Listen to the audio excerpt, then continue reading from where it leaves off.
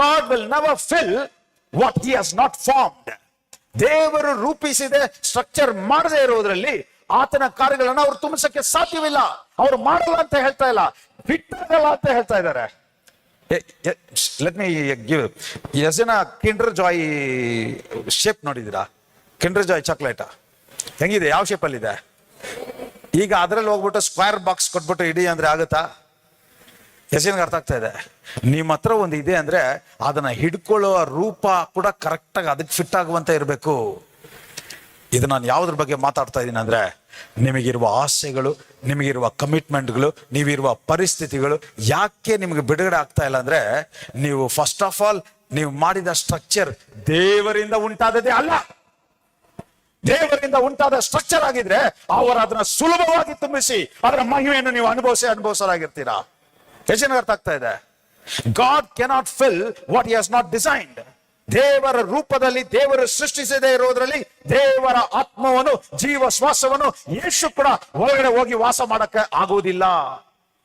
ಯೇಸುವಿನ ನಾಮದಲ್ಲಿ ಈಗ ಮಾತಾಡ್ತಾ ಇರುವ ವಿಷಯಗಳನ್ನ ತುಂಬಾ ಗಮನವಾಗಿ ಕೇಳಿ.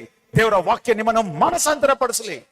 ನಿಮಗಿರುವ ಶರೀರದ ಅಗತ್ಯಗಳು, ಕಮಿಟ್ಮೆಂಟ್ಗಳು ಇದೆಲ್ಲ ದೇವರು ಸೃಷ್ಟಿಸಿದ ರೂಪದಲ್ಲಿ ಇದೆಯಾ? ದೇವರು ನನ್ನ ಉದ್ದೇಶದ ಪ್ರಕಾರ ಮಾಡಿದಾರ? ಅದು ದೇವರ ಉದ್ದೇಶದ ಪ್ರಕಾರ ಇದ್ರೆ ಅವರು ತುಂಬಿಸುವಾಗ, ದೇವರ ಆತ್ಮದಿಂದ ತುಂಬಿಸುವಾಗ ಯೇಸು ಒಳಗಡೆ ಹೋಗಕ್ಕೆ ಅನುಕೂಲವಾಗಿದ್ದು ಅದರ ಮಹಿಮೆಯನ್ನು ನಿಮ್ಮ ಶರೀರ 100% ಅನುಭವಿಸುತ್ತೆ ಅಂತ ಯೇಸುವಿನ ನಾಮದಲ್ಲಿ ಡಿಕ್ಲೇರ್ ಮಾಡ್ತಾ ಇದ್ದೀನಿ. ಅದೇ ರೀತಿ ಫಸ್ಟ್ ಪಾಯಿಂಟ್, ದೇವರು ರೂಪಿಸದೇ ಇರೋದ್ರಲ್ಲಿ ಆತನ ಜೀವ ಇರೋದಕ್ಕೆ ಸಾಧ್ಯ ಇಲ್ಲ. ಅದೇ ರೀತಿ ದೇವರು ಮಾಡಿ, ದೇವರ ಅವ್ರು ಹೇಳಿ ಕ್ರಮವಾಗಿ, that is what I said divine order. Divine order ಅಂದ್ರೆ ಏನ್ ಗೊತ್ತಾ? ಅದಕ್ಕೆ ಫಿಟ್ ಆಗುವಂತೆ ಪರ್ಫೆಕ್ಟ್ ಆಗಿರ್ಬೇಕು ಸ್ಟ್ರಕ್ಚರ್. ಬಕೆಟ್ ಅಲ್ಲಿ 10 ಲೀಟರ್ ನೀರ್ ಬೇಕಂದ್ರೆ ಅದರಲ್ಲಿ ತೂತು ಇರಬಾರ್ದು, ಕ್ರ್ಯಾಕ್ ಇರಬಾರ್ದು. ಅದು 10 ಲೀಟರ್ ಕೆಡಿಯಷ್ಟು ಕೆಪಾಸಿಟಿ ಇರಬೇಕು.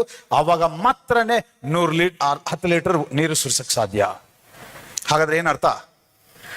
ಯಾವುದು ದೇವರು ಹೇಳಿರುವ ಪ್ರಕಾರ ಪೂರ್ತಿಯಾಗಿ ಮಾಡಲಿಲ್ಲ ಅಂದ್ರೆ ಅಲ್ಲಿ ಕೂಡ ದೇವರು ತುಂಬಿಸಕ್ಕೆ ಸಾಧ್ಯವಿಲ್ಲ. ಎಷ್ಟು ಅರ್ಥ ಆಗ್ತಾ ಇದೆ? Let me get to some scriptures. ಇಲ್ಲಿ ಕೂಡ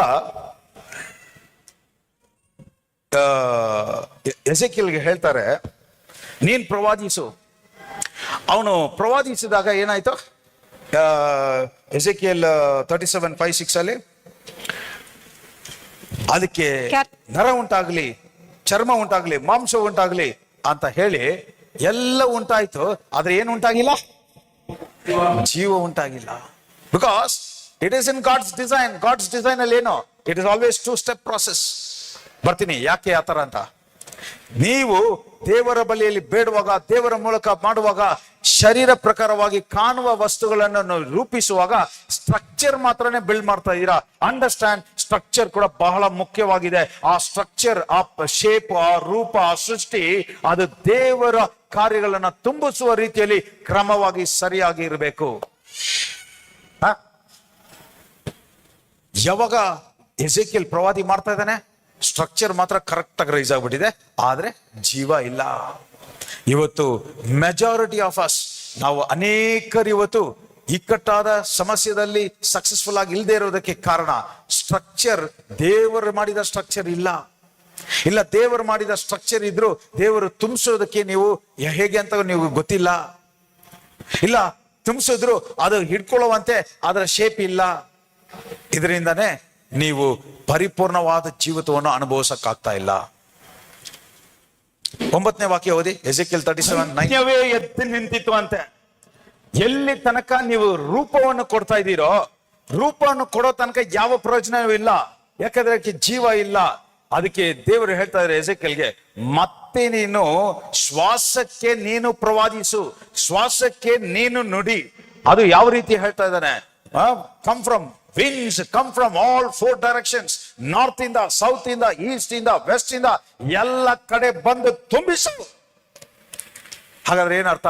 ನೀವು ಎಲ್ಲಿ ತನಕ ನಿಮ್ಮ ರೂಪ ದೇವರ ಡಿಸೈನ್ ಪ್ರಕಾರ ಇರೋದಾದ್ರೆ ನೆಕ್ಸ್ಟ್ ನೀವು ಮಾಡಬೇಕಾಗಿರುವ ಕಾರ್ಯ, the second step also you have to do, you have to call, you have to invite Jesus. ಯೇಸುವನ್ನು ನೀವು ಇನ್ವೈಟ್ ಮಾಡಬೇಕು ಮನಪೂರ್ವಕವಾಗಿ.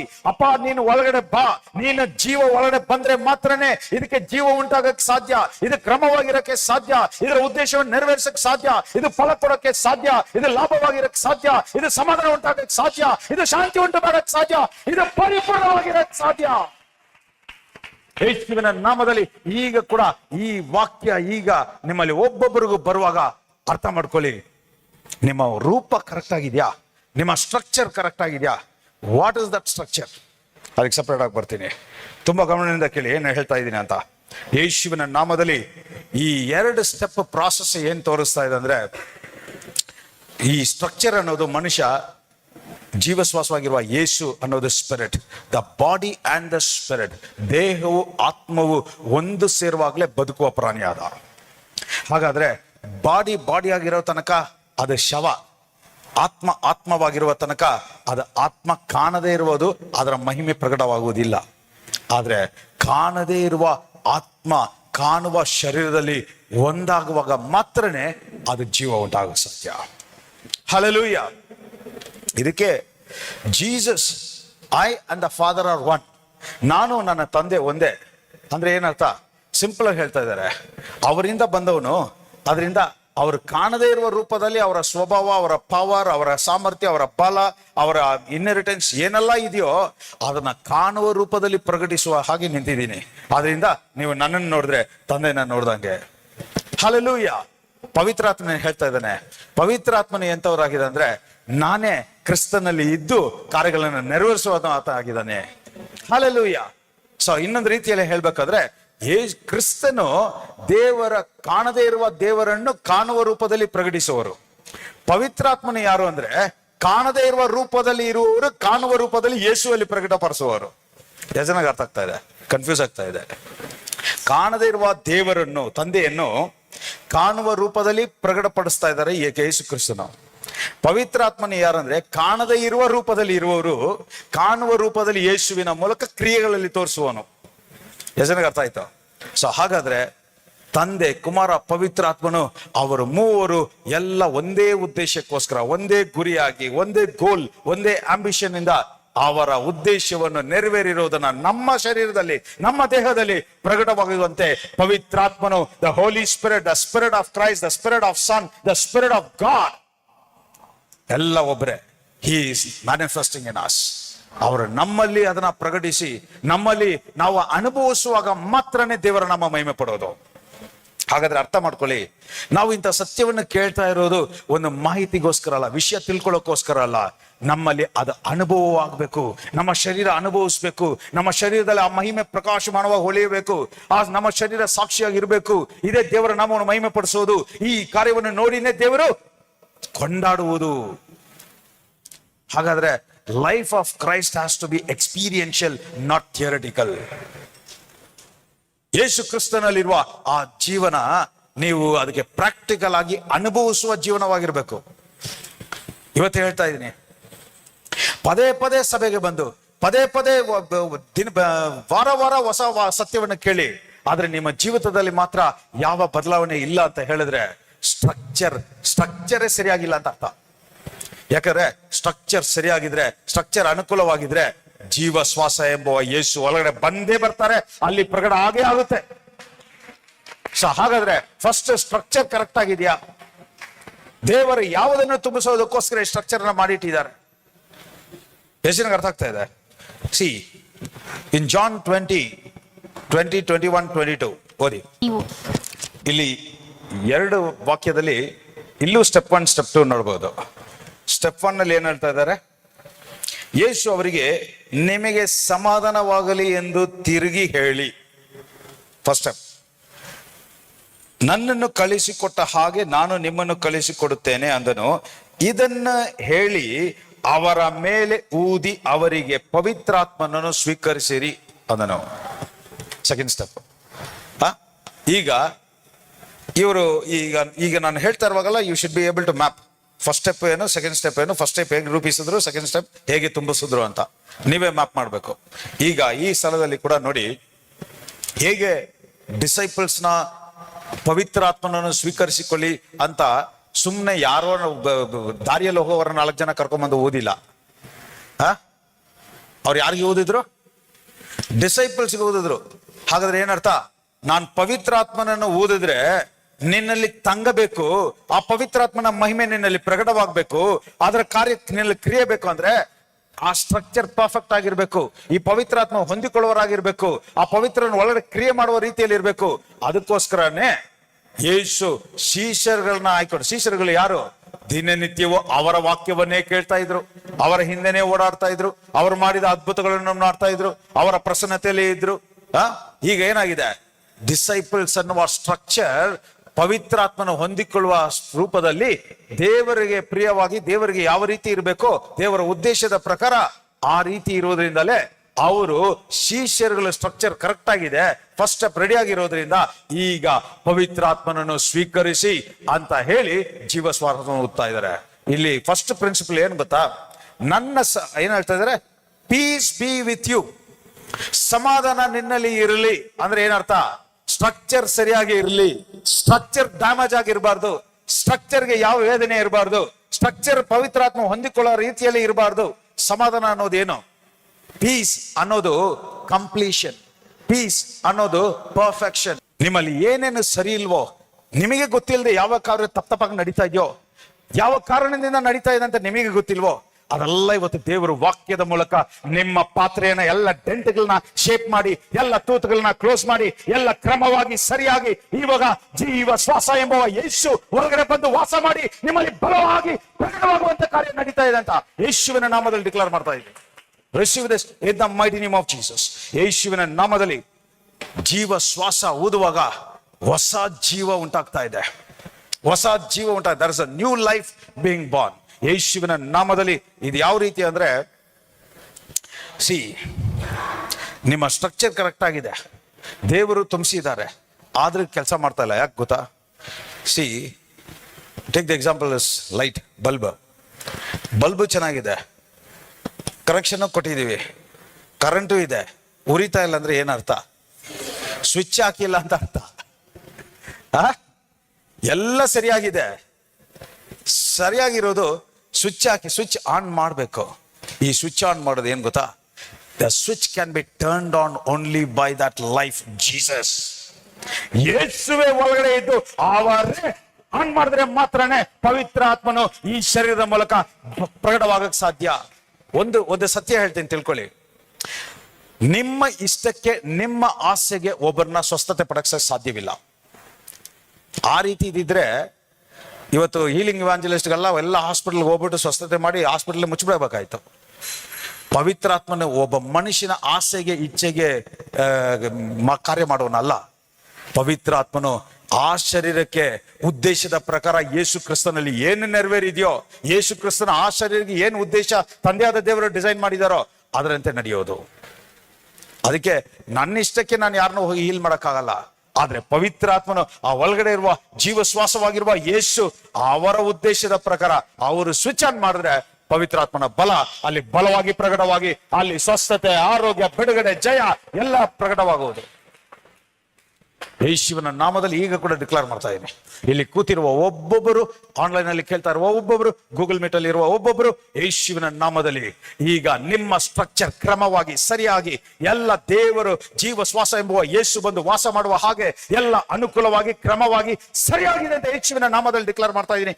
ಈಗ ವಾಕ್ಯ ಎಂಬುವ ಯೇಸು ಆ ಸ್ವಿಚ್ ನ ಆನ್ ಮಾಡಿದ್ದಾರೆ. ಅದರಿಂದ ನಿಮ್ಮ ಜೀವಿತದಲ್ಲಿ ಇನ್ನು ಮುಂದೆ ನಡೆಯುವ ಕಾರ್ಯಗಳು ಎಲ್ಲವೂ ಜೀವ ಉಂಟಾಗ್ತಾ ಇದೆ, ಜಯ ಉಂಟಾಗ್ತಾ ಇದೆ, ಪರಿಪೂರ್ಣತೆ ಉಂಟಾಗ್ತಾ ಇದೆ, ಲಾಭ ಉಂಟಾಗ್ತಾ ಇದೆ, ಸಮಾಧಾನ ಉಂಟಾಗ್ತಾ ಇದೆ, ಆರೋಗ್ಯ ಉಂಟಾಗ್ತಾ ಇದೆ, ಐಶ್ವರ್ಯ ಉಂಟಾಗ್ತಾ ಇದೆ. ಯೇಸುವಿನ ನಾಮದಲ್ಲಿ ಪರಿಪೂರ್ಣತೆ ಉಂಟಾಗ್ತಾ ಇದೆ ಅಂತ ಡಿಕ್ಲೇರ್ ಮಾಡ್ತಾ ಇದ್ದೀನಿ. Receive it in the mighty name of Jesus. ಯೇಸುವಿನ ನಾಮದಲ್ಲಿ ಈಗ ಕೂಡ ಎಲ್ಲ 2 ಸ್ಟೆಪ್ಸ್ ಅಲ್ಲಿ ನಡೀತಾ ಇದೆ ನೋಡಿ. Acts chapter 2 ಅಲ್ಲಿ ಒಂದು ಕಾರ್ಯ ನಡೀತಾ ಇದೆ. ಅಲ್ಲಿ ಕೂಡ ಏನು ಇನ್ಸಿಡೆಂಟ್ ಅಂತ ಹೇಳಿದ್ರೆ, ಎಲ್ಲ ಬಿಲೀವರ್ಸ್, ಎಲ್ಲ ರಕ್ಷಣೆ ಹೊಂದಿರೋರು, ಯೇಸುವಿನ ಸ್ವಂತ ರಕ್ಷಣೆ ಸ್ವೀಕರಿಸಿಕೊಂಡಿರೋರು ಎಲ್ಲ ಅಪ್ಪರ್ ರೂಮ್ ಅಲ್ಲಿ ಈಗ ಗ್ಯಾದರ್ ಆಗಿದ್ದಾರೆ. ಈಗ ವಾಕ್ಯ ಏನು ಹೇಳ್ತಾ ಇದೆ? ಪವಿತ್ರಾತ್ಮನು ಬಲವಾಗಿ ಯಾವ ರೀತಿ ಬಂದ್ರಂತೆ? He came like a mighty wind. ಪವಿತ್ರ ಆತ್ಮನ ಬಿರುಗಾಳಿ ಅಂತೆ ಬಂದನಂತೆ. ಹಾಗಾದ್ರೆ ಏನರ್ಥ? ಇಲ್ಲಿ ಕೂಡ ಎರಡು ಸ್ಟೆಪ್ ನೋಡ್ಬೋದು. ಅಲ್ಲಿ ಇದ್ದ ಡಿಸೈಪಲ್ಸ್, ಅಲ್ಲಿ ಇದ್ದರವರು ಎಲ್ಲ ದೇವರ ವಾಕ್ಯವನ್ನು ಕೇಳಿ ಯೇಸುವನ್ನು ಸ್ವಂತ ರಕ್ಷಕನಾಗಿ ಸ್ವೀಕರಿಸಿಕೊಂಡು, ಈಗ ಆ ಪಾತ್ರೆ, ಆ ಸ್ಟ್ರಕ್ಚರ್, ಆ ರೂಪ ಸರಿಯಾಗಿತ್ತು. ಆ ಸರಿಯಾಗಿದ್ದ ಮೇಲೆನೆ ಸ್ಟೆಪ್ 2, ಪವಿತ್ರ ಆತ್ಮನ ಬಿರುಗಾಳಿ ಹಾಗೆ ಬಂದು ಒಬ್ಬೊಬ್ಬನನ್ನು ತುಂಬಿಸಿತು. ಎಷ್ಟು ಚೆನ್ನಾಗಿ ಅರ್ಥ ಆಗ್ತಾ ಇದೆ? ಈಗ ಒಂದು ಡಿಫರೆನ್ಸ್ ಹೇಳ್ತೀನಿ, ತುಂಬಾ ಗಮನದಿಂದ ಕೇಳಿ. ಯೇಸು ಡಿಸೈಪಲ್ಸ್ ನ ಕರೆದು ಜಾನ್ ಚಾಪ್ಟರ್ 20, 21, 22 ಅಲ್ಲಿ ಸಮಾಧಾನವಾಗಿರು, ಪವಿತ್ರ ಆತ್ಮನ ಸ್ವೀಕರಿಸಿಕೊ ಅಂತ ಉಫ್ ಅಂತ ಓದಿದ್ರು. ಇಲ್ಲಿ ಅದೇ ಡಿಸೈಪಲ್ಸ್ಗೆ ಕಾಯ್ತಾ ಇರು, ಈಗ ಅಲ್ಲಿ ಸ್ಯಾಂಪಲ್ ಆಗಿ ಊದಿದ್ದೆ, ಈಗ ದೇವರ ಕೆಪಾಸಿಟಿಯಲ್ಲಿ ಬಿರುಗಾಳಿಯಾಗಿ, ಮೈಟಿ ವೆಂಡ್ ಆಗಿ ಈಗ ಕೆಳಗಡೆ ಬಂದು ಇಳಿದು ಅದರ ಮಹಿಮೆಯನ್ನು ಪ್ರಕಟಿಸ್ತಾ ಇದೆ. ಈಗ ಹೇಳುವಾಗ ಇದರ ನೇಮ ಏನಂತ ಹೇಳ್ತೀನಿ, ಅರ್ಥ ಮಾಡ್ಕೊಳ್ಳಿ.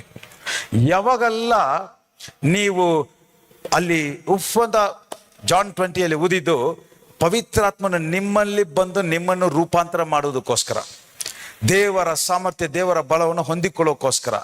ಇಲ್ಲಿ ಬಿರುಗಾಳಿಯಾಗಿ ಬಂದಿದ್ದು ನಿಮ್ಮನ್ನು ಬೇರೆಯವರಿಗೆ ಆತನ ಮಹಿಮೆ, ಆತನ ಪವರ್, ಆತನ ಸಾಮರ್ಥ್ಯ, ಆತನ ಬಲವನ್ನು ಪ್ರಕಟಿಸುವ ರೀತಿಯಲ್ಲಿ ಇಲ್ಲಿ ಪವಿತ್ರ ಆತ್ಮನು ಒಳಗಡೆ ಬಂದು ವಾಸ ಮಾಡ್ದ. ಹಾಗಾದ್ರೆ ಏನ್ ಅರ್ಥ ಗೊತ್ತಾ? ನೀವು ಯಾವಾಗೆಲ್ಲ ನಿಮ್ಮ ಸ್ಟ್ರಕ್ಚರ್ ಹೆಚ್ಚಾಗ್ತಾ ಇರುತ್ತೋ, ನಿಮ್ಮ ಕೆಪಾಸಿಟಿ ಹೆಚ್ಚಾಗ್ತಾ ಇರುತ್ತೋ, ಅವಾಗೆಲ್ಲ ಪವಿತ್ರ ಆತ್ಮನು, ಕ್ರಿಸ್ತನ ಆತ್ಮನು ಅವನು ಇನ್ನೂ ಹೆಚ್ಚಾಗಿ ಅವನ ಬಲದಿಂದ ನಿಮ್ಮನ್ನು ತುಂಬಿಸಿ ದೇವರ ಮಹಿಮೆಯನ್ನು ಬಲವಾಗಿ ನಿಮ್ಮಲ್ಲಿ ಪ್ರಕಟಪಡಿಸ್ತಾ ಇದೆ ಅಂತ ಯೇಸುವಿನ ನಾಮದಲ್ಲಿ ಡಿಕ್ಲೇರ್ ಮಾಡ್ತಾ ಇದ್ದೀನಿ. Receive it in the mighty name of Jesus. ಯೇಸುವಿನ ನಾಮದಲ್ಲಿ ಒಂದೊಂದು ಕಾರ್ಯವು ನಾವು, ದೇವರು ನಮ್ಮನ್ನು ಯಾವಾಗ್ಲೂ ಇರುವ ಹಾಗೆ ಇರುವ ರೀತಿಯಲ್ಲಿ ಇಟ್ಟಿಲ್ಲ. ನಾವು ಇವತ್ತು 10% 10 ವಾಟ್ಸ್ ಕೆಪಾಸಿಟಿಯಲ್ಲಿ ಇದ್ರೆ, ನಾಳೆ ಸತ್ಯವನ್ನು ಕೇಳುವಾಗ 20 ವಾಟ್ ಕೆಪಾಸಿಟಿಯಲ್ಲೇ ನಾವು ರಿಫ್ಲೆಕ್ಟ್ ಆಗಬೇಕು. ನಾಳೆ ಫ್ಲಡ್ ಲೈಟ್ ತರ ನಾವು ಪ್ರಕಾಶಮಾನ ಹೊಳೆಯಲೇಬೇಕು. ಹಾಗಾದ್ರೆ ದೇವರ ಉದ್ದೇಶ ನಾವು ಇರುವ ಹಾಗೆ ಇರುವವರಲ್ಲ, ಪ್ರತಿ ದಿನ ನಾವು ಆತ್ಮದಲ್ಲಿ ಬೆಳಿತಾನೆ ಇರಬೇಕು. ಆತನ ಕೆಪಾಸಿಟಿ ಹೆಚ್ಚಿಸ್ತಾನೆ ಇರಬೇಕು. ನಮ್ಮ ಸ್ಟ್ರಕ್ಚರ್ ವಿಸ್ತಾರ ಆಗ್ತಾನೆ ಇರಬೇಕು. ಆ ಸ್ಟ್ರಕ್ಚರ್ ನ ಫಿಟ್ ಮಾಡುವ ಹಾಗೆ ದೇವರ ಮಹಿಮೆ ಕೂಡ ಹೆಚ್ಚಾಗ್ತಾನೆ ಇರುತ್ತೆ. ಹೆಚ್ಚಾಗುವುದಷ್ಟು ನಮ್ಮ ಶರೀರದಲ್ಲಿ ದೇವರ ಮಹಿಮೆ ಬಲವಾಗಿ ಪ್ರಕಟವಾಗ್ತಾನೆ ಇರಬೇಕು. ಹಲ್ಲೆಲೂಯಾ. ಸೊ ಇನ್ನೊಂದು ಎಕ್ಸಾಂಪಲ್ ಕೂಡ ಹೇಳಿ next will go to the next step. Exodus chapter 40, 33. ಮೋಸೆ ಆ ಗುಡಾರವನ್ನು ಕಟ್ಟುವುದಕ್ಕೆ ಕೂಡ ದೇವರು ಹೇಳಿರುವ ಪ್ರಕಾರ ಕರೆಕ್ಟ್ ಆಗಿ ಕಟ್ಟಬೇಕು. ಈಗ ನಿಯಮ ಅಂತ ಹೇಳಿದಾಗ ತುಂಬಾ ಗಮನ ಅಂತ ಕೇಳಿ. ಸ್ಟ್ರಕ್ಚರ್ನ ದೇವರು ಕಟ್ಟಿರ್ಬೇಕು, ಇಲ್ಲ ದೇವರ ಪ್ರೇರೇಪಣೆಯಿಂದ ಕಟ್ಟಿರ್ಬೇಕು. ಫಸ್ಟ್ ನಂಬರ್ 1, ದೇವರು ಕಟ್ಟದೇ ಇರೋದು, ಇಲ್ಲ ದೇವರು ಹೇಳದೆ ಕಟ್ಟಿರೋದು ಎಲ್ಲ ಬರೀ ಮಾಂಸ. ನೀವು ನಿಮ್ಮ ಆಸೆಯ ಪ್ರಕಾರ ಹುಡುಕುವ ಕೆಲಸ, ನಿಮ್ಮ ಆಸೆಯ ಪ್ರಕಾರ ಹುಡುಕುವ ಹುಡುಗ ಆಗಲಿ ಮದುವೆಗೆ, ನಿಮ್ಮ ಆಸೆಯ ಪ್ರಕಾರ ಶುರು ಮಾಡುವ ಬಿಸ್ನೆಸ್, ನಿಮ್ಮ ಆಸೆಯ ಪ್ರಕಾರ ನೀವು ಹುಡುಕುವ ಜಾಬ್, ನಿಮ್ಮ ಆಸೆಯ ಪ್ರಕಾರ ಮಾಡುವುದೆಲ್ಲ ಬರೀ ಶರೀರ. ಇದು ದೇವರಿಂದ ಉಂಟಾದದಲ್ಲ. ಅಂತ ಸ್ಟ್ರಕ್ಚರ್ ಅಲ್ಲಿ ದೇವರ ಜೀವ ಶ್ವಾಸ ಎಂಬುವ ಯೇಸು ವಾಸ ಮಾಡಕ್ಕೆ ಸಾಧ್ಯವಿಲ್ಲ. ಸೊ ಹಾಗಾದ್ರೆ ಒಂದು, ದೇವರು ಮಾಡಿರ್ಬೇಕು, ಇಲ್ಲ ದೇವರ ಪ್ರೇರೇಪಣೆಯಿಂದ ಮಾಡಿರ್ಬೇಕು. ಎರಡನೇದು, ದೇವರು ಹೇಳಿರುವ ಕಾರ್ಯ ಕೂಡ ಕ್ರಮವಾಗಿರ್ಬೇಕು. ಈಗ ಎರಡು ಕಡೆ ಈ ಉದಾಹರಣೆಯನ್ನು ನೋಡ್ಬೋದು. ದೇವರು ಮೋಸೆಗೆ ಯಾವ ರೀತಿ ಗುಡಾರವನ್ನು ಕಟ್ಟಬೇಕು, ಮುಂದೆ ಏನಿರ್ಬೇಕು, ಸೈಡಲ್ಲಿ ಏನಿರ್ಬೇಕು, ಒಳಗಡೆ ಏನಿರ್ಬೇಕು ಅಂತ ಎಲ್ಲ ಪರ್ಫೆಕ್ಟ್ ಆಗಿ ಡಿಕ್ಟೇಟ್ ಮಾಡಿ ಅದರಂತೆ ಮಾಡಿದಾಗ ಮಾತ್ರನೇ ದೇವರ ಮಹಿಮೆ ಬಂದಿತ್ತು. Second principle. So first principle ಏನು? ದೇವರಿಂದ, ದೇವರ ಪ್ರೇರೇಪಣೆಯಿಂದ ಮಾಡಿರ್ಬೇಕು, ಇಲ್ಲಾಂದ್ರೆ ದೇವರ ಜೀವಶ್ವಾಸ ಬರಕ್ ಸಾಧ್ಯ ಇಲ್ಲ. ಎರಡನೇದು, ದೇವರು ಒಂದು ಕಾರ್ಯವನ್ನು ಮಾಡು ಅಂದ್ರೆ ಅದರಂತೆ ಪರಿಪೂರ್ಣವಾಗಿ ಮಾಡಿರ್ಬೇಕು. ಅರ್ಧದಲ್ಲಿ ನಿಲ್ಸಿದ್ರು ಮಹಿಮೆ ಬರ್ತಾ ಇರಲಿಲ್ಲ. ಎಸ್ರ, ನೆಹಮಯ, ಹಾಗಾಯ್ ಇವರೆಲ್ಲ ದೇವರ ಆಲಯವನ್ನು ಕಟ್ಟಿ ಅರ್ಧದಲ್ಲಿ ನಿಂತೋಯ್ತು, ಮಹಿಮೆ ಬಂದಿಲ್ಲ. ಯಾವಾಗ ಜಕರಾಯ ಮೂಲಕ ದೇವರು ಪರಿಪೂರ್ಣವಾಗಿ ಆಲಯವನ್ನು ಕಟ್ಟಿ ಮುಗಿಸಿದ ಮೇಲೆನೆ ದೇವರ ಮಹಿಮೆ ಬಲವಾಗಿ ದೇವಾಲಯದಲ್ಲಿ ಬಂದಿತ್ತು. ಸೊ ಹಾಗಾದ್ರೆ ಸೆಕೆಂಡ್ ಪ್ರಿನ್ಸಿಪಲ್, ಅವ್ರು ಏನ್ ಹೇಳಿದಾರೋ ಅದನ್ನ ಪರಿಪೂರ್ಣವಾಗಿ ಕರೆಕ್ಟ್ ಆಗಿ ಮುಗಿಸ್ಬೇಕು, ಪಾರ್ಷಲ್ ಆಗಲ್ಲ. ಎಷ್ಟು ಜನಕ್ಕೆ ಅರ್ಥ ಆಗ್ತಾ ಇದೆ? ಸೊ ಹಾಗಾದ್ರೆ ಒಂದು, ದೇವರ ಕಾರ್ಯವನ್ನು ಮಾಡ್ಬೇಕು, ದೇವರು ಮಾಡಿರ್ಬೇಕು. ಇನ್ನೊಂದು, ದೇವರ ಕಾರ್ಯ ಕರೆಕ್ಟ್ ಆಗಿ ಮಾಡಿರ್ಬೇಕು. ಇನ್ನೊಂದು, ದೇವರ ಅಲ್ಲದೆ ಇರುವ ಕಾರ್ಯದಲ್ಲಿ ದೇವರ ಮಹಿಮೆ ಬರಕ್ಕಾಗಲ್ಲ. ದೇವರ ಅಲ್ಲದೆ ಇರುವ ಸ್ಟ್ರಕ್ಚರ್ ಅಲ್ಲಿ ದೇವರು ಬಂದು ವಾಸ ಮಾಡಕ್ ಸಾಧ್ಯವಿಲ್ಲ. ಇಲ್ಲಿ ಕೂಡ ಏನು ಹೇಳ್ತಾ ಇದ್ರೆ, ಮೋಸೆ ಕರೆಕ್ಟ್ ಆಗಿ ಆ ಗುಡಾರನ ಕಟ್ಟಕ್ಕೆ ಅದಕ್ಕೆ ಬೇಕಾಗಿರುವ ಕರ್ಟನ್ಸ್ ಆಗ್ಲಿ, ಬೋರ್ಡ್ಸ್ ಆಗ್ಲಿ, ಆಲ್ಟರ್ ಆಗ್ಲಿ, ಫರ್ನಿಶಿಂಗ್ಸ್ ಆಗ್ಲಿ, ಎಲ್ಲವೂ ದೇವರು ಹೇಳಿದ ಪ್ರಕಾರ ಕ್ರಮವಾಗಿ ಸರಿಯಾಗಿ ಮಾಡಿ ಮುಗಿಸಿದ ಮೇಲೆ, ದ ವೆರಿ ರೀಸನ್ ಇಸ್ ಆತನ ಮಹಿಮೆ, ಆತನ ಆತ್ಮ, ಆತನ ಜೀವ ಎಲ್ಲವೂ ಅದಕ್ಕೆ ಅದನ್ನು ಹೊಂದಿಕೊಂಡು ಹಿಡ್ಕೊಳ್ಳೋಕೆ ಕರೆಕ್ಟ್ ಆಗಿರ್ಬೇಕು ಸ್ಟ್ರಕ್ಚರ್. ಉದಾಹರಣೆ ನಿಮ್ಗೆ ಇನ್ನೂ ಅರ್ಥ ಆಗೋ ರೀತಿಯಲ್ಲಿ, ಎಷ್ಟು ಜನ ಪಜಲ್ಸ್ ನೋಡಿದೀರಾ? ಅದರಲ್ಲಿ ಎಲ್ಲ ತರ ಅನಿಮಲ್ಸ್ ಇದೆಲ್ಲ ಶೇಪ್ಸ್ ಇರುತ್ತೆ. ಎಲ್ಲ ಬಿಚ್ಬಿಟ್ಟು ಕರೆಕ್ಟಾಗಿ ನೀವು ಅಲೈನ್ ಮಾಡಬೇಕು. ಮಕ್ಳು ಗೊತ್ತಲ್ಲ. ಈಗ ಆನೆ ತರ ಇರುವ ಜಾಗದಲ್ಲಿ ಆನೆ ಪಿಕ್ಚರ್ ಫಿಟ್ ಆಗುತ್ತೆ, ಆನೆ ತರ ಇರುವ ಜಾಗದಲ್ಲಿ ಜಿರಾಫ್ನ ಹೋಗಿ ಫಿಟ್ ಮಾಡೋಕ್ಕಾಗಲ್ಲ. ಎಷ್ಟು ಜನಕ್ಕೆ ಅರ್ಥ ಆಗ್ತಾ ಇದೆ? ಇದಕ್ಕೋಸ್ಕರನೇ ಆ ದೇವರ ಹತ್ರ ಇರುವ ಆ ಪಿಕ್ಚರ್ನ ಮ್ಯಾಪ್ ಮಾಡ್ಬೇಕಂದ್ರೆ ಆ ಸ್ಟ್ರಕ್ಚರ್ ಕೂಡ ಕರೆಕ್ಟಾಗಿ ಪರ್ಫೆಕ್ಟ್ ಆಗಿರ್ಬೇಕು. ಅದಕ್ಕೆ ದೇವರು ಕೂಡ ಈ ಸ್ಟ್ರಕ್ಚರ್ ಪರ್ಫೆಕ್ಟ್ ಆಗಿರುವ ತನಕ ದೇವರು ವೆಯ್ಟ್ ಮಾಡ್ತಾನೆ ಇದ್ದಾರೆ. ಸೊ ಹಾಗಾದ್ರೆ ದೇವರು ನಿಮ್ಮ ಜೀವಿತದಲ್ಲಿ ಒಂದು ಕಾರ್ಯವನ್ನು ನೆರವೇರಿಸಕ್ಕೆ ಅವರು ತಡೆಯಾಗಿಲ್ಲ. ನಿಮ್ಮ ಸ್ಟ್ರಕ್ಚರ್ ಪರ್ಫೆಕ್ಟ್ ಆಗಿದ್ರೆ ದೇವರ ಜೀವ ಶ್ವಾಸ ಎಂಬುವ ಯೇಸು ಬಂದು ಹಾಗೆ ನಿಮ್ಮಲ್ಲಿ ಪ್ರಕಟವಾಗುವುದು ಕ್ಷಣದಲ್ಲಿ ನಡೆಯುವ ಕಾರ್ಯ. Hallelujah. So it is not about god waiting. ದೇವರು ಕಾಯ್ತಾ ಇಲ್ಲ, ದೇವರು ನಮಗ್ ಕಾಯ್ತಾ ಇದ್ದಾರೆ. ನಿನ್ನ ಸ್ಟ್ರಕ್ಚರ್ ಕರೆಕ್ಟ್ ಆಗಿ ಅಲೈನ್ ಆಗ್ಲಿ, ನಾನು ಒಳಗಡೆ ಬಂದು ನನ್ನ ಮಹಿಮೆಯನ್ನು ಪ್ರಕಟಿಸ್ತೀನಿ. ಹಲ್ಲೆಲೂಯಾ. ಸೊ ಹಾಗಾದ್ರೆ ಇಲ್ಲಿ ಕೂಡ he says, ಹಾಗಾದ್ರೆ ಏನ್ ಅರ್ಥ? One is structure is for God to come and dwell, the living habitation. Living habitation ಅಂದ್ರೆ, ಈಗ ನೀವು ಕೂಡ ನಿಮ್ಮ ಮನೆಯಲ್ಲಿ ಇರಕ್ ಸಾಧ್ಯವಾಗ್ತಾ ಇದೆ ಅಂದ್ರೆ ಅದು ಇರುವ ರೀತಿಯಲ್ಲಿ ನಿಮಗೆ ಅನುಕೂಲವಾಗಿದ್ರೆ, ನಾವು ಒಂದು ಮನೆಯಲ್ಲಿ ವಾಸ ಮಾಡ್ಬೇಕು ಅಂದ್ರೂ ಆ ಮನೆ ನಮಗೆ ಅನುಕೂಲವಾಗಿದ್ರೆ ಮಾತ್ರ ನಾವು ಇರಕ್ ಸಾಧ್ಯ. ಅದೇ ರೀತಿ ದೇವರು ಯಾಕೆ ಸ್ಟ್ರಕ್ಚರ್ ಪರ್ಫೆಕ್ಟ್ ಆಗಿರ್ಬೇಕು ಅಂತ ಇದ್ದಾರೆ? ನಾನು ವಾಸ ಮಾಡೋಕ್ಕೆ ಅನುಕೂಲವಾಗಿರ್ಬೇಕು, ನನ್ನ ಮಹಿಮೆಯನ್ನು ಪ್ರಕಟಿಸೋಕೆ ನನಗೆ ಅನುಕೂಲವಾಗಿರ್ಬೇಕು. ಎಷ್ಟು ಜನಕ್ಕೆ ಅರ್ಥ ಆಗ್ತಾ ಇದೆ? ಸೊ ದೇವರು ಬಂದು ಒಳಗಡೆ ವಾಸ ಮಾಡುವ ರೀತಿಯಲ್ಲಿ ನಮ್ಮ ಹೃದಯ, ನಮ್ಮ ಮನಸ್ಸು, ನಮ್ಮ ಕಾರ್ಯಗಳು ಇರುವುದಾದ್ರೆ ಅಲ್ಲಿ ದೇವರು ಕೂಡ ಆತನ ಮಹಿಮೆಯನ್ನು ಪ್ರಕಟಿಸುವುದು ಸುಲಭವಾಗುತ್ತೆ. ಎಷ್ಟು ಜನಕ್ಕೆ ಅರ್ಥ ಆಗ್ತಾ ಇದೆ? I want to give one more ಉದಾಹರಣೆ. ನೋವಾ ಯಾವ ಸ್ಟ್ರಕ್ಚರ್ನ ಎಬ್ಬಿಸ್ದ? What did Noah build? Ark. So Noah ಅದನ್ನ ಆರ್ಕ್ನ ಕೂಡ ದೇವರು ಕರೆಕ್ಟ್ ಆಗಿ ಎಷ್ಟು ಉದ್ದ ಇರಬೇಕು, ಎಷ್ಟು ಅಗಲ ಇರಬೇಕು, ಎಷ್ಟು ಎತ್ತರ ಇರಬೇಕು, ಅದು ಯಾವ ರೂಪದಲ್ಲಿ ಇರಬೇಕು, ಯಾವ ಶೇಪ್ ಅಲ್ಲಿ ಇರಬೇಕು, ಎಷ್ಟು ಜನಕ್ಕೆ ಅರ್ಥ ಆಗ್ತಾ ಇದೆ? ಅವನು ಪರ್ಫೆಕ್ಟ್ ಆಗಿ ಎಲ್ಲ ಮಾಡಿ ಮುಗಿಸುವ ತನಕ ಏನ್ ಬಂದಿಲ್ಲ? ಮಳೆ ಬಂದಿಲ್ಲ. ಹಾಗಾದ್ರೆ ಏನರ್ಥ?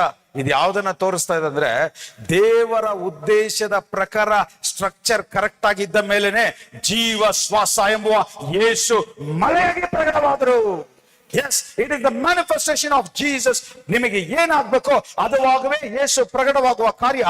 ಅದು ನೀವು ನೋಡ್ತಾ ಇರೋದು ಅಲ್ಲಿ ಬಂದಿದ್ದ ಮಳೆ ಅಲ್ಲ, ಮಳೆಯ ರೂಪದಲ್ಲಿ ಯೇಸುವೆ ಪ್ರಕಟವಾಗಿದ್ದ ಕಾರ್ಯ. ಜೀವ ಶ್ವಾಸ ಅದು. It is the Spirit of life. ಇದಕ್ಕೆ ನಾವು ನೋಡೋದೆಲ್ಲ ಬರೀ ಮಾಂಸದಲ್ಲಿ ನೋಡ್ತಾ ಇರೋದ್ರಿಂದ ನಮಗೆ ಅರ್ಥ ಆಗ್ತಾ ಇಲ್ಲ. ಅಲ್ಲಿ ಬಂದಿದ್ದು ಮಳೆ ಅಲ್ಲ, ಮಳೆಯ ರೂಪದಲ್ಲಿ ಬಂದ ಯೇಸುವೆ ಅಲ್ಲಿ ಪ್ರಕಟವಾಗಿದ್ದು. ಯೇಸುವಿಗೆ ಅರ್ಥ ಆಗ್ತಾ ಇದೆ? ಇದೆಲ್ಲ ಆಕಸ್ಮಿಕವಾಗಿ ನಡೆದ ಘಟನೆ ಅಲ್ಲ. ನೀವು ಮೋಸೆ ಕೊಟ್ಟಿದ್ದ ಮಣ್ಣನ್ನು ತಿಂದಿಲ್ಲ, ನೀವು ತಿಂದಿದ್ದ ಮನ್ನ ನಾನೇ ಅಂತ ಹೇಳ್ತಾ ಇದ್ದಾರೆ. ಯೇಸುವಿಗೆ ಅರ್ಥ ಆಗ್ತಾ ಇದೆ? ಇವತ್ತು ನಿಮ್ಮ ಜೀವಿತದಲ್ಲಿ ನಿಮಗೆ ಏನ್ ಅಗತ್ಯವಿದೆಯೋ, ನಿಮಗೆ ಏನ್ ಕಾರ್ಯಗಳಾಗಬೇಕೋ ಅವುಗಳೆಲ್ಲ ಎಲ್ಲಿಂದನೂ ಉಂಟಾದದಲ್ಲ. ಯಾವಾಗ ಸ್ಟ್ರಕ್ಚರ್ ಕರೆಕ್ಟ್ ಆಗಿರುವಾಗ ಅದಕ್ಕೆ ಜೀವ ಶ್ವಾಸವಾಗಿ ಯೇಸುವೆ ಬಂದು ಪ್ರಕಟವಾಗುವ ಕಾರ್ಯನೇ ನೀವು ಜಯವನ್ನು ಅನುಭವಿಸ್ತಾ ಇರೋದು, ಲಾಭವನ್ನು ಅನುಭವಿಸ್ತಾ ಇರೋದು. ಯೇಸುವಿನ ನಾಮದಲ್ಲಿ ಈಗ ಕೂಡ ಈ ಸತ್ಯ ಬರುವಾಗ ಈ ಸತ್ಯದ ಆತ್ಮ ನಿಮ್ಮನ್ನು ರೂಪಿಸಿ, ನಿಮ್ಮನ್ನು ಮನಸಂದ್ರಪಡಿಸಿ ದೇವರು ಬಂದು ವಾಸ ಮಾಡುವ ಹಾಗೆ ಅನುಕೂಲವಾಗಿ ಸ್ಥಳವಾಗಿದ್ದು, ದೇವರ ಜೀವ ಶ್ವಾಸ ಎಂಬ ಯೇಸು ಒಳಗಡೆ ಬಂದು ನಿಮ್ಮಲ್ಲಿ ಬಲವಾಗಿ ಪ್ರಕಟವಾಗಲಿ ಅಂತ ಡಿಕ್ಲೇರ್ ಮಾಡ್ತಾ ಇದ್ದೀನಿ. Receive it in the mighty name of Jesus. ಯೇಸುವಿನ ನಾಮದಲ್ಲಿ ಈಗ ಕೂಡ ದೇವರ ವಾಕ್ಯ ಇದಕ್ಕೆ ಒಳ್ಳೆ ಆಪ್ಟ್ ಇನ್ಸಿಡೆಂಟ್ ಯಾವ್ದಂದ್ರೆ ಎಲೈಜಾ ಇನ್ಸಿಡೆಂಟ್. ಎಲೈಜಾ ಇನ್ಸಿಡೆಂಟ್ ಹೇಳಿ ಒಂದಷ್ಟು ಕಾರ್ಯಗಳನ್ನ ಹೇಳ್ತೀನಿ, ತುಂಬಾ ಗಮನ ಕೇಳಿ. ಎಲೈಜಾ ತುಂಬಾ ಫ್ರಸ್ಟ್ರೇಟ್ ಆಗ್ಬಿಡ್ತಾನೆ. ಜನರು ಏನಪ್ಪಾ ಬಾಲನ್ನು ದೇವರನ್ನ ಇಟ್ಕೊಂಡು ದೇವರು ಅಂತಂದ್ರೆ ನಮ್ಮ ನಿಜವಾದ ದೇವರನ್ನ ಬಿಟ್ಬಿಟ್ಟು ಅಂತ ಫ್ರಸ್ಟ್ರೇಟ್ ಆಗಿ ಎಲಜಾ ಹೇಳ್ತಾನೆ. It's in First Kings chapter 18 ಮನೆಗೆ ಹೋಗಿ ಡಿಕ್ಲರೇಷನ್ಸ್. ಇವತ್ತು ಡಿಕ್ಲರೇಷನ್ ಮಾಡುವಾಗ ಒಬ್ಬೊಬ್ಬರಲ್ಲೂ actually be excited to acknowledge God's word. ಕುತೂಹಲದಿಂದ ಉತ್ಸಾಹದಿಂದ ಸ್ವೀಕಾರ ಮಾಡ್ಕೊಳ್ಳಿ. ಅಪ್ಪ, ಈ ವಾಕ್ಯ ನಮ್ಮ ಬದಲಾಯಿಸಲಿ, ಈ ವಾಕ್ಯದ ಮಹಿಮೆ ನಮ್ಮಲ್ಲಿ ಪ್ರಕಟವಾಗ್ಲಿ, ಈ ವಾಕ್ಯದ ಬಲವನ್ನು ನಾವು ಅನುಭವಿಸ್ಲಿ ಅಂತ ಆಸಕ್ತಿಯಿಂದ ಹೊಂದಿಕೊಳ್ಳಿ.